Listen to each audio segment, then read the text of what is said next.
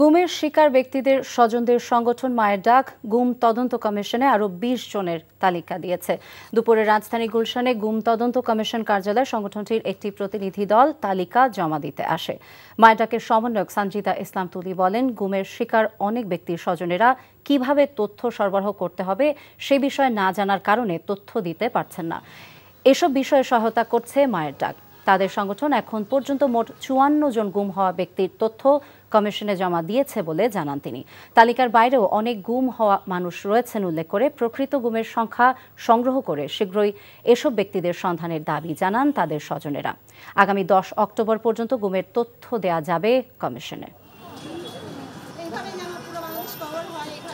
আমরা জানি যে ফেরত আসেনি এরকম মানুষের সংখ্যা ১৫৫রও বেশি, বাট তারপরেও অনেক মানুষ কিন্তু ৫ই আগস্টের পরে আসছেন আমাদের মধ্যে, এবং আমরা চাই তারা যেন প্রপারলি সাবমিশনটা করতে পারে এবং ইনভেস্টিগেশনটা প্রপার হয়, তাহলে আমরা তথ্যগুলো পাই যে আমাদের স্বজনরা কোথায় আছে।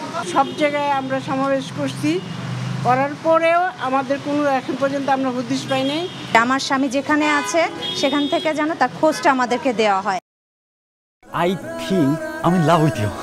ভালোবাসা কি এভাবেই হয়? ভালোবাসা এমন সব লজিকের ঊর্ধ্বে, জাস্ট ম্যাজিক।